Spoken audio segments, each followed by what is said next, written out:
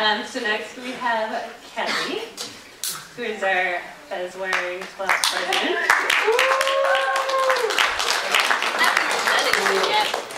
And she's going to talk to you about being an engineer, right? Yeah, the crazy thing I'm doing tomorrow. All right, we're going to have to take this down a notch. Sorry, Kelly. Can't resist it. All right, I guess we go now. Hi, I'm Kelly, and tomorrow I'm doing something very insane. At 7:15 a.m., I'm taking a 4-hour exam, which will be the hardest test I've ever taken in my life. And then I'll take a 1-hour lunch break. And then I'll go back in the same room and take another 4-hour exam, which will be the new hardest test I've ever taken in my life. Welcome to the Fundamentals of Engineering exam. It's a little crazy. So disclaimer, this Ignite talk is not for you. A bunch of these are just going to be my study flashcards to get ready for the test tomorrow. But before I get into that, maybe I should explain what the FE is. It's kind of like the bar exam that lawyers need to take, except we have to understand more things about bars, like how the materials act and the forces that are on them. And you need to take it in order to become certified as a professional engineer. Except when you take the FE, you're not automatically a professional engineer. You still need to go out and get 4 years of experience before you're eligible for the PE, where you have to swim 50 laps and run an under 8-minute mile. Just to make sure you haven't been sitting behind a desk and getting out of shape. Okay, not really. So the PE is more like the FE, more hours of examination. But at the end of it, you're finally a professional engineer. Except you don't need to be a professional engineer to work as an engineer in industry. Confused yet? That's okay. Figuring out why you should take the FE is kind of part of the test. And when I explained this to my friend, he thought maybe engineering isn't for him anymore. Maybe he's better off as, I don't know, an antiques appraiser? You know, one of those guys who works on antiques roadshows and goes, you know, I'm really glad you brought in this microphone today. It's actually manufactured in the Miyagi prefecture of Japan during a time of turmoil in Japan's history. And then he just totally pull the number from somewhere and be like, if this were to go to auction in its current condition, it would sell for about $100,000. Except my friend is going to be totally making all this information up.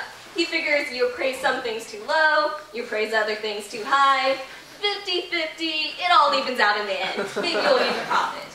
But if you believe that, then here's a statistic that might shock you. So, 50% of American students do worse than average on exams. 50%, I mean, you might as well flip a coin at this point, right?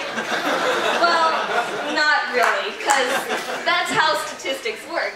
If you have a bunch of data and you need to figure out what the mean average is, then you find where 50% did worse and 50% did better.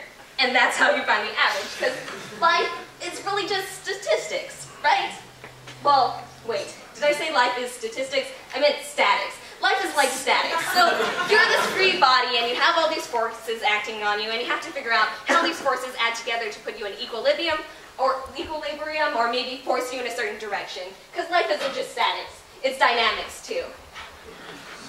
But life isn't just physics equations, it's also biology, it's people, it's the chemistry that occurs between us. This is a chemical reaction and we got to figure out if it's stoichiometrically balanced, if it's reversible, and your life is a little bit like the growth of bacteria. And if we really think about it, your brain is just a bunch of electricity that's firing. So people, we're just circuits, and Norton or Thevenin, we might look different, but really we act the same. So life is also a bit like computers, but I didn't allocate enough memory for this slide. So just enjoy this picture of Hungarians doing a bubble sorting dance. But if we're talking about engineering, then maybe we should talk about economics. We got to figure out how we're going to pay for all this stuff, right? We got to account for interest rates, inflation rates. We got to figure out annuity, the future price, the present price, and if we're talking about money, maybe we should talk about ethics too. Except that chapter is literally missing from my review book, so I don't know. Irony? And if we're talking about irony, so my friend, the antiques appraiser, he's coming to Cal Poly in fall to be an engineer. Why? Why with all these problems you gotta figure out how to solve would you still want to be an engineer? Well, I'm working on a psych minor, so let me tell you, we have all got problems. But being an engineer gives you a certain skill set that allows you to solve problems. And maybe engineers are just a little crazy to think of things like this. So I mentioned before that I'm taking the FE exam, and I'm not doing this Ignite talk for you, I'm doing it for me. So if you're coming to Cal Poly and you're going to be an engineer, then you've got to figure out why you're being an engineer for you. Not because I told you it's cool, but because you want to. The end.